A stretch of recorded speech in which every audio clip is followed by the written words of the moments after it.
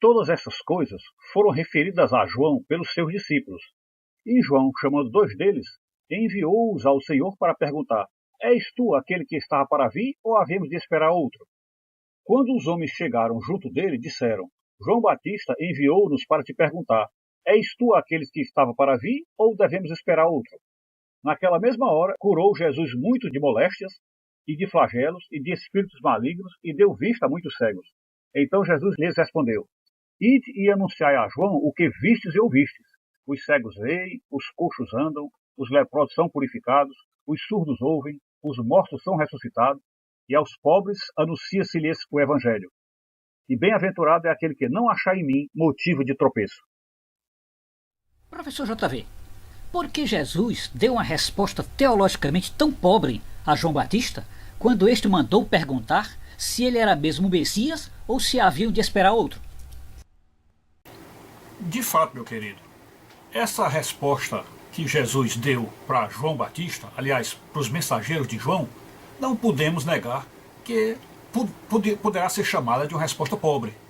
Podemos entender assim, que ela é uma resposta pobre dentro de tudo aquilo que a gente conhece do restante da Escritura e do que nós aprendemos na teologia. E podemos observar certas coisas para explicar esta pobreza da resposta de Jesus. Lembra-se que era numa ocasião, mais ou menos no princípio do ministério de Jesus, alguns meses, talvez antes da morte de João. Então, ele tendo dúvidas sobre aquele grande profeta que estava na terra operando milagres e o João ouvindo o povo falar dele e tudo, então, para tirar a dúvida, João mandou 2 mensageiros para ter a resposta de Jesus. E então, como nós ouvimos no texto que colocamos aí da Bíblia falada, o que aconteceu foi Jesus respondendo. Nós temos 2 textos bíblicos que falam sobre isso. É o texto de Mateus 11, versículo 2 a 6, e o de Lucas 7, 18 a 23, que foi o que nós ouvimos, né? E vocês observam que neste trecho de Lucas, o versículo 21 parece uma coisa ainda mais tosca, assim, mais sem graça, digamos assim. Porque parece que o autor, é preciso a gente lembrar que os evangelhos foram escritos 20, 30, 40, sei lá, 70 anos depois dos fatos ocorridos. Então, portanto, as histórias de Jesus são parte de memórias resgatadas ao longo do tempo. É um resgate daquilo ali. Então, a memória resgatada depois de tanto tempo, mesmo ouvindo algumas testemunhas, porque outras já tinham morrido, é uma coisa meio duvidosa, meio periclitante. Então, nesse texto de Lucas 7, 18 a 23, o versículo 21 parece nitidamente uma injunção, como é que se diz? Um enxerto de uma lembrança que o apóstolo teve, que o escritor canônico teve, naquele momento, já que a resposta ia ser essa, ele aproveitou e disse: olha, naquele mesmo momento Jesus curou uns aleijados, fez uns surdos ouvirem, deu vista aos cegos. Então veja que no texto de Mateus não tem isso. É em Lucas, no versículo 21, que a gente vê. E aí diz assim: o autor canônico pareceu lembrar na hora de que Jesus poderia fazer milagres instantâneos e os inseriu ali, como uma prova visual para os mensageiros enviados por João. Ou seja, Lucas nem se importou com a fé que João Batista tinha em Jesus, pela qual não era preciso Jesus operar nenhum milagre visível de prontidão para dar prova aos mensageiros. Não havia necessidade, porque João tinha fé suficiente em Jesus. Vocês se lembram que a fé de João em Jesus era tão grande que a Escritura Sagrada chega a registrar esta fé até mesmo quando João ainda estava no ventre de Isabel.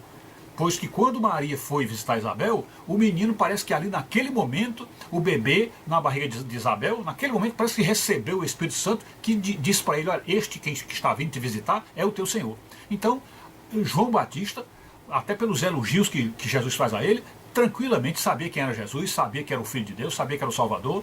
E vocês observam mesmo que no batismo de Jesus, primeiro encontro de Jesus com ele, no batismo de Jesus, o próprio João apontou e disse: ali está o Cordeiro de Deus que tira o pecado do mundo, e viu também os céus se abrirem e o Espírito Santo descer sobre Jesus. Enfim, a resposta parece incabível, inconcebível, e também a pergunta de João, a pergunta que João pediu os mensageiros para fazerem a Jesus.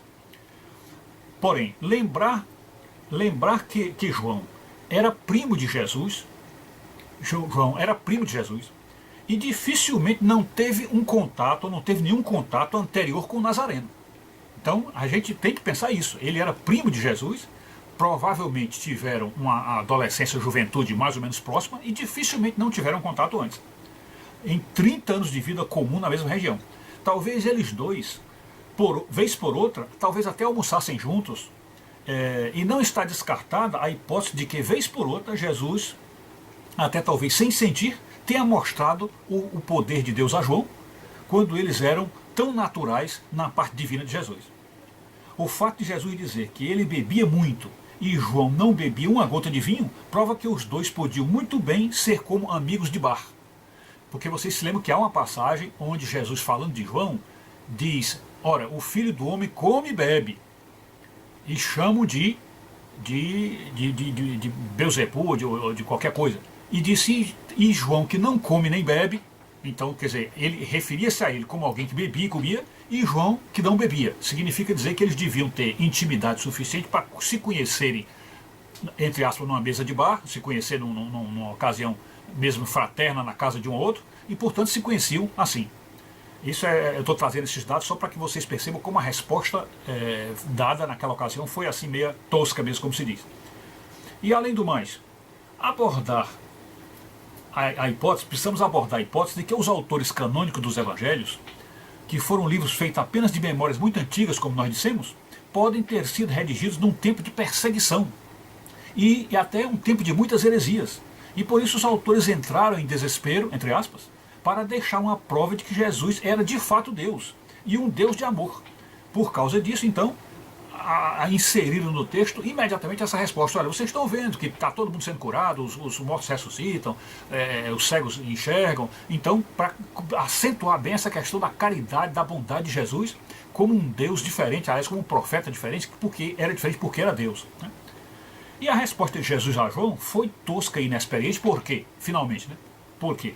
Quando analisada pela doutrina que o próprio Jesus trazia, ela não satisfaz a teologia, ou a parte da teologia chamada demonologia. Ela não satisfaz, pois qualquer teólogo cristão sabe que todas as obras que Jesus indicou para João crer, todas as obras dele que Jesus indicou para João crer nele, poderiam muito bem ser praticadas por demônios, inclusive a ressurreição de mortos. Claro que em formato cover, né? Em formato cover, como mostrou C.S. Lewis com a ressurreição do cadáver de Weston. Então, no livro de Perelandra, C.S. Lewis mostra que há a possibilidade do demônio fazer um tipo de ressurreição, aproveitando-se de um corpo de um morto e colocando ali sua energia maligna demoníaca e fazendo aquele corpo ressuscitar. Então, alguns tipos de ressurreições o demônio pode fazer. E Jesus sabia com perfeição que o inimigo pode se transformar até em anjo de luz, e que também poderia operar milagres, como curando enfermos, dando vista aos cegos, fazendo andar os coxos, purificando leprosos, fazendo os surdos ouvirem e anunciando o evangelho aos pobres. Evidentemente que o demônio podia fazer tudo isso. Ora, se Jesus sabia disso, por que deu uma resposta tão pobre a João? Creio que a resposta a isso está na escrita do texto sagrado, que é na escrita do texto sagrado que está o problema levantado por sua pergunta. Então, de fato, não foi nada de ignorância da parte de Jesus, não foi falta de condição, vamos dizer, racional de dar uma resposta melhor, e também não foi descrença da parte de João Batista, de maneira nenhuma. Isso deve ter sido Lucas e Mateus, que registraram o episódio, que estavam vivendo na época em que foram escrever essas memórias. Estavam vivendo um problema difícil de perseguição, de muitas heresias sobre quem de fato era Jesus, se Jesus era Deus ou não, e por causa disso eles disseram, olha, quando os mensageiros de João foram perguntar se Jesus de fato era o Messias, era o Deus verdadeiro, ele respondeu assim: vocês estão vendo aí, os mortos estão andando, os mortos estão ressuscitando, os aleijados estão andando. Então é dessa forma que nós devemos interpretar essa passagem. Muito boa a sua pergunta. Muito obrigado.